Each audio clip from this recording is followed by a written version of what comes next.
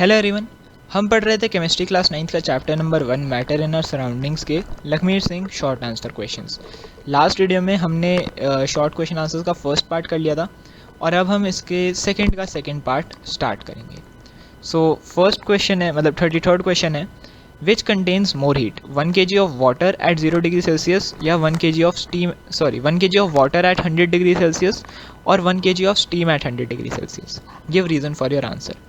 तो देखो 1 kg of steam जो होती है 100 डिग्री सेल्सियस पे उसके पास ज़्यादा हीट होती है एज़ कम्पेयर टू वाटर। क्यों?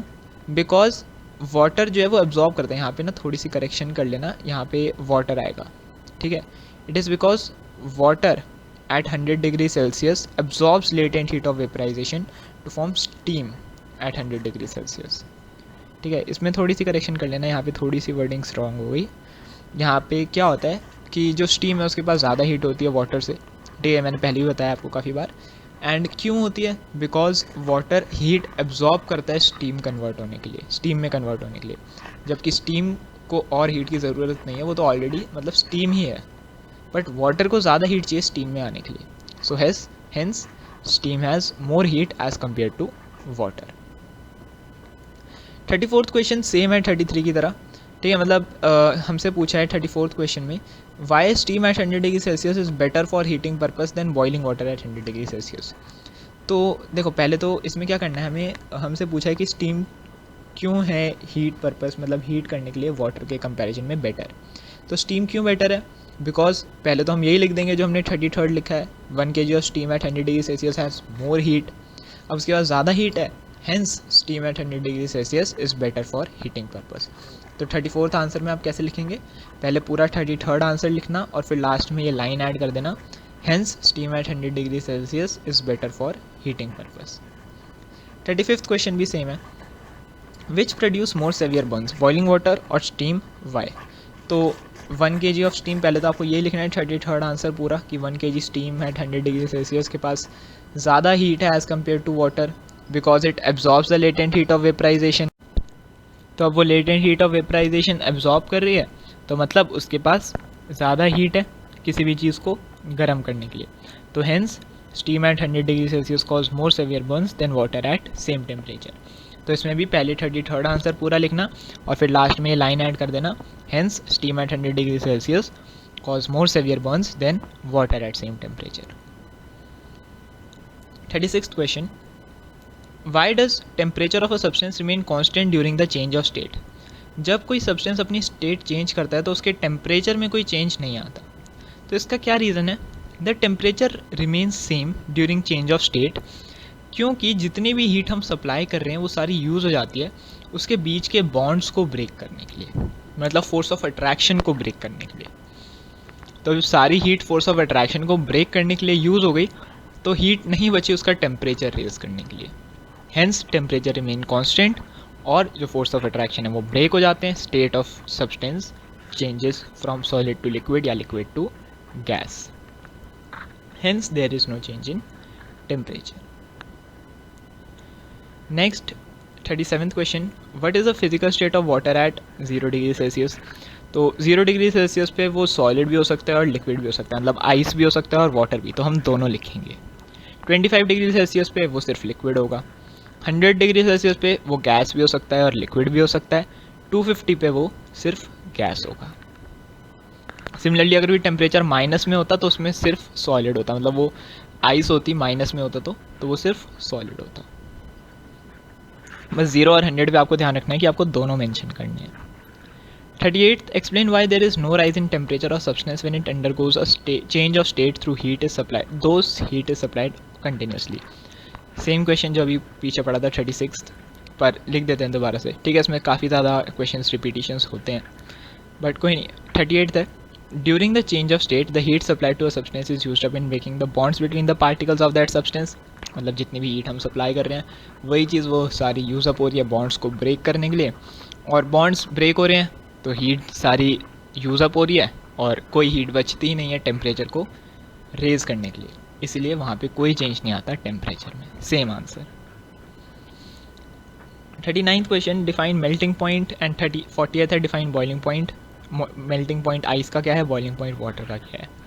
सो सबसे पहले मेल्टिंग पॉइंट क्या होता है? The temperature at which a substance changes from solid to liquid without any change in its composition या without any change in its temperature, वही चीज़। तो सॉरी यहाँ पे मैंने एक चीज़ गलत बोल दी, यहाँ पे सिर्फ कॉम्पोजिशन आएगा, टेम्परेचर नहीं आएगा, क्योंकि टेम्परेचर चेंज होता है, राइट, टेम्परेचर चेंज होता है बट कॉम्पोजिशन में कोई चेंज नहीं आता। सो वो टेम्परेचर जहाँ पे एक सब्सटेंस सॉलिड से लिक्विड में चेंज होता है without any change in its composition. Composition का मतलब समझ रहे हो ना, मतलब जितनी हमारे पास आइस है उतनी ही हमारे पास वाटर है क्वांटिटी में। मतलब हम 1 kg आइस ले रहे हैं तो 1 kg आइस 1 kg वाटर में कन्वर्ट हो रही है, वो उसको हम कहते हैं, उस टेम्परेचर को हम कहते हैं मेल्टिंग पॉइंट। आइस का मेल्टिंग पॉइंट होता है 0 डिग्री सेल्सियस। सिमिलरली है boiling point. The temperature at which a substance changes from liquid to gas, liquid से गैस में चेंज होता है without any change in its composition is called boiling point. Water का boiling point 100 degree Celsius होता है। Next है define melting and boiling. मतलब अब देखो, मेल्टिंग पॉइंट, बॉइलिंग पॉइंट और मेल्टिंग बॉइलिंग में क्या फ़र्क होता है? मेल्टिंग पॉइंट और बॉइलिंग पॉइंट की डेफिनेशन हमने देख ली। अब मेल्टिंग क्या है? देखो, मेन डिफरेंस ये है, melting point is the temperature and melting is a process.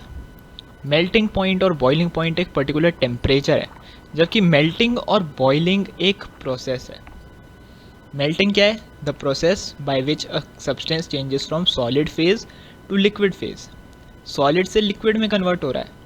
अब ये प्रोसेस है, ये कोई टेम्परेचर नहीं है पर्टिकुलर, जैसे 0 डिग्री 50 डिग्री, ये कोई टेम्परेचर नहीं है, ये क्या है? एक प्रोसेस है।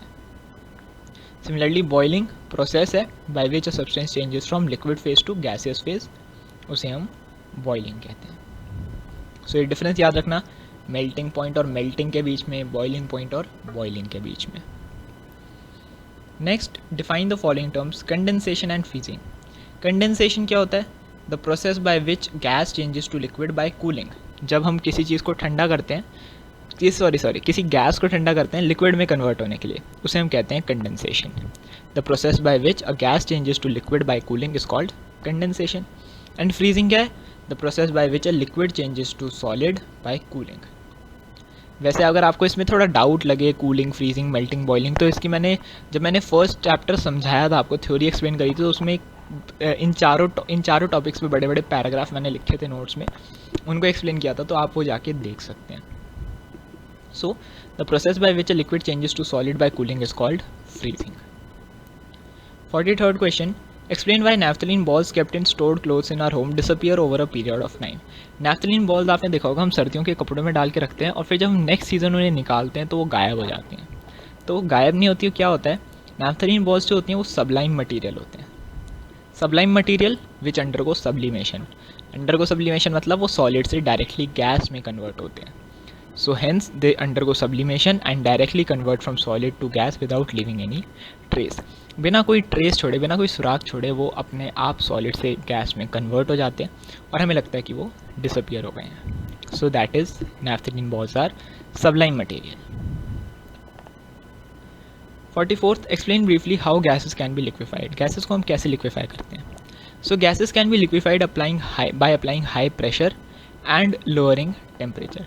दो ये चीज़ें आपको याद रखनी है कि अगर हमें किसी भी गैस को लिक्विफाई करना है तो ये दो कंडीशंस नेसेसरी हैं, चाहे कोई भी गैस हो, ये दोनों कंडीशंस नेसेसरी हैं कि उस पर हाई प्रेशर लगाया जाए और उसका टेम्परेचर कम कर दिया जाए। जब हाई प्रेशर लगाते हैं तो गैस जो है कंप्रेस हो जाते हैं और जब हम उसका लोअर करते हैं टेम्परेचर तो वो लिक्विफाई हो जाते हैं।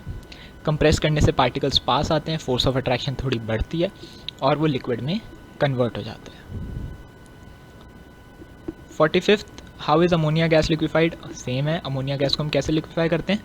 Ammonia gas can be liquefied by applying high pressure and lowering its temperature. अब चाहे तो आगे की लाइनें भी ऐड कर सकते हैं, बिकॉज हाई प्रेशर से वो कंप्रेस हो जाती है और टेम्परेचर लोअर करने से वो लिक्विफाई हो जाती है। सो यहाँ तक के लिए हमने सेकेंड पार्ट कंप्लीट कर लिया है। लास्ट के अब कुछ क्वेश्चंस बचे हैं शॉर्ट आंसर्स के, जो हम थर्ड पार्ट में कंप्लीट कर लेंगे।